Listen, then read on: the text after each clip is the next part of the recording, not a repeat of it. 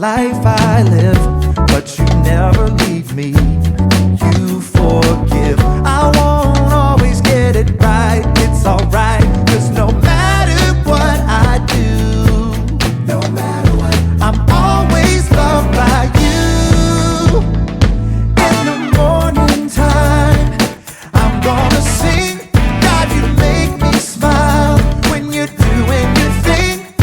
I'm thankful for the way you set me free, and all of the ways that you love me.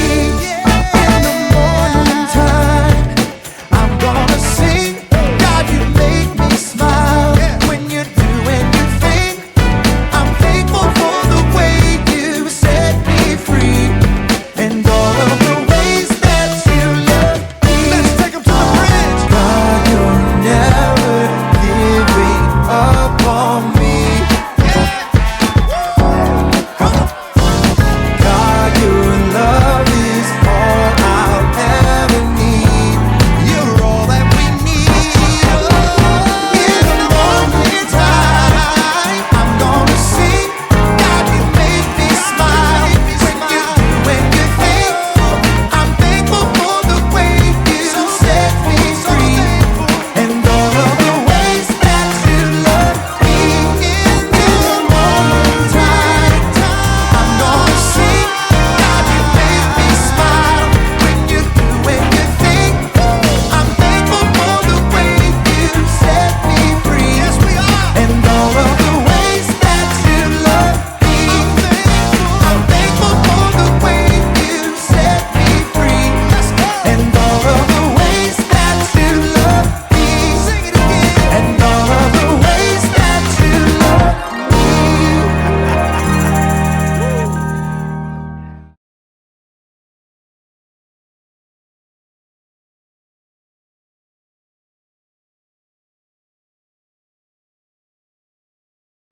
Hello. Welcome to Creating with John Ross. I'm John Ross. It's funny how that worked out. Today we're finishing up our mosaic. It's been a long process, but very rewarding. We'll take one of our happy little circles here and give it a little pat. Thank you, little circle. You're going to bring joy to so many people. What's that, little circle? You're saying you're glad you're not a square? I'm glad you're not a square either, because then you'd be useless. We're going to place you right here, little friend. Oh, don't you look cheerful? A cheerful little circle. Now I think you just need a couple more friends, and we'll be all finished. Hi. How are you?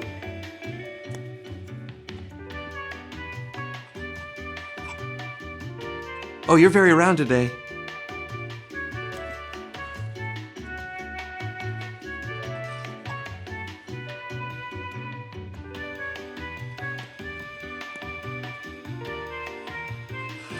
One more.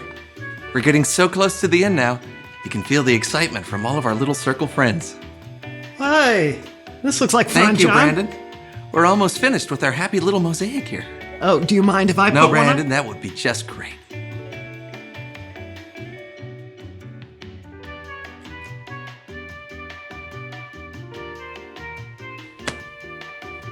There. That looks happy.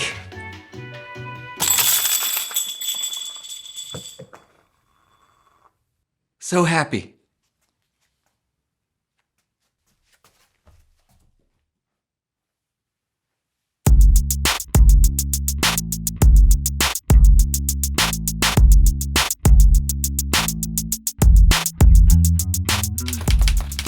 Glimpses of Me by John. It was an ordinary day. I was about to do another episode of the So-and-So Show when Brandon walked in the door. Hey, John. Sorry I'm late. How's it going? Whoa! What? Well, I literally just typed, Brandon walked in, and then you walked in. Oh, What are you doing? You writing a book? Oh, well, maybe. We'll see where it goes. Hey, you should write a mystery. Mysteries always do well. That's a great idea. Yes. You know what? I'll write one of those classic mysteries, from the 1940s. Something a little more old, so that it... Brandon? Okay. It was a dark and stormy night. Whoa. Brandon walked in through the door. Hiya, John. What's cracking? He took one step and tripped on a roller skate. What? What are you talking about? What? What in the world? Who put this there? Why, I oughta.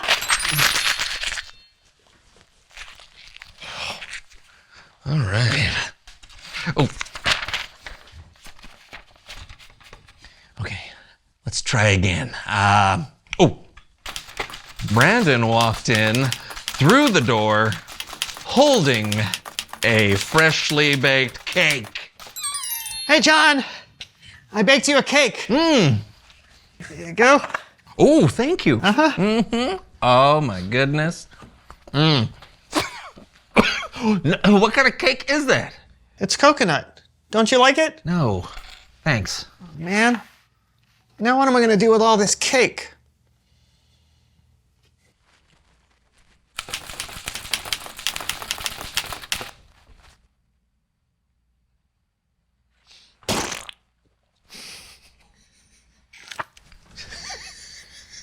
Why did I do that? Who can say? I baked you a cake. It's chocolate. Delicious, I bet. Mm-hmm. Thank you very much. I'll finish it later.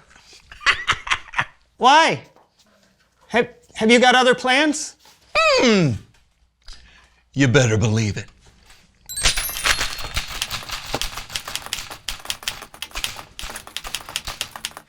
I would do anything for John, like buy him chips and other snacks. Yes, I would do anything for John, even dress up like a cat. Oh, yeah! No. Meow. Yep. We got you. Enough of that. I don't know about you, John, but I am exhausted, and I have no idea why.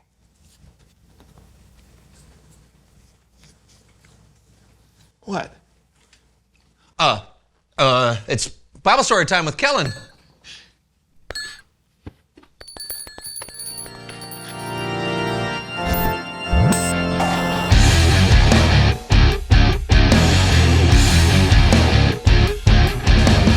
You guys have had an interesting day. Not really. Haven't done much. What have we done? You got a story for us today, Kellen? Of course. Seriously, I can't remember anything about the Then show. take it away. You know, there's nothing like being given a do-over, a fresh start, a clean slate, which is what today's Bible story is all about. It is a story about when Jesus was invited to have dinner at a home of a Pharisee named Simon. A Pharisee was an expert in God's law. They loved rules, which is great, but sometimes they thought that they were better than other people. But still, Simon invited Jesus, so Jesus went to dinner at Simon's house. Now, there was a woman in town who had lived a sinful life. She heard Jesus was close by, so she went to the house, found Jesus, and did something a little unusual. She started to clean Jesus' feet. Well, I'm pretty sure they did not have vacuum cleaners, but the woman did sit on the floor and clean Jesus' dirty, sandaled feet. And not with a bowl of water and a washcloth. She washed Jesus' feet with her own tears and dried them with her own hair. Yep, you heard me right. With her own hair. And before you wonder if this was a common practice back then, it was not. She also kissed Jesus' feet and poured perfume on them. She was truly honored to be in the presence of Jesus. On the other hand, Simon was not okay with what he saw happening in his house. He said to himself, if Jesus really were a prophet, he'd know the woman touching him was a sinner. So, Jesus told Simon a story about two different people who owed a man money. One owed the man 50 coins, and one owed 500 coins. Neither person had enough money to pay the man back. So, the man let both people go without paying. So whether they owed 50 coins or 500 coins, they were off the hook. They were both forgiven. After the story, Jesus asked Simon, which of the two people would love the man more? The one who owed 50 coins or the one who owed 500? Simon replied, I suppose the one who owed the most money. Yup, good answer. Jesus turned to the woman who had washed his feet and said to Simon, do you see this woman? I came into your house. You did not give me any water to wash my feet, but she wet my feet with her tears and wiped them with her hair. You did not give me a kiss, but this woman has not stopped kissing my feet since I came in. You did not put olive oil on my head, but she has poured this perfume on my feet. So I tell you this, her many sins have been forgiven. She has shown that she understands this by her great acts of love. But whoever has been forgiven only a little loves only a little. Boom. After that, Jesus told the woman her sins were forgiven because of her faith. The woman knew what it felt like to truly be forgiven, and she had to show Jesus how unbelievably grateful she was. What'd you think, fellas? I gotta say, feet always weird me out. But her just doing that for Jesus without a second thought of what the other people in the room might think, that's pretty incredible. Yeah, that just proves how grateful she was to be forgiven. Oh, yeah. You know, I don't think I'm always that grateful, even though I've been forgiven a lot. It's true. All of us are a work in progress. We all need forgiveness sometime. Yeah, I need forgiveness every day. Like even today when I was making Brandon dance like a cat. You were what? Yeah, that's a great story, Kellen. Thanks, guys. I'll see you next time. Dance like a cat? Yeah. You know how sometimes when you type something in a typewriter and the things you type actually start happening. That's not a thing. Okay.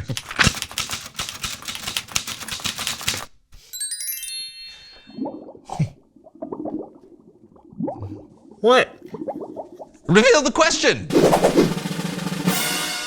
Oh, hey, the question is, what does it feel like to be forgiven? Let's find out. Brandon, do you forgive me for having a little fun at your expense today? So weird. Yeah, I forgive you. It feels good. Totally. When you have something hanging over your head that you know you should ask forgiveness for, it really does weigh you down. And when that weight is lifted, it's an incredible feeling. Yeah, all of us should know what it feels like to be forgiven. When Jesus died on the cross, he paid the price for all of our sins. So be grateful for how loving and how forgiving God is. Yeah, and we'll see you next week for a brand new show. Let me see that thing. Uh-oh. John enters, playing the spoons and break dancing.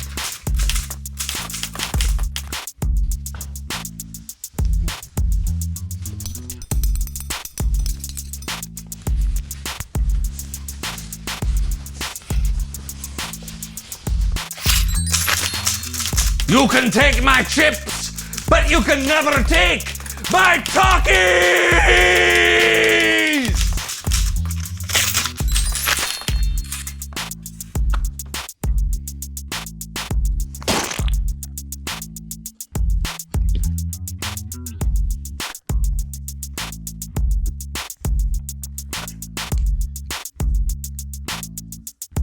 Still delicious.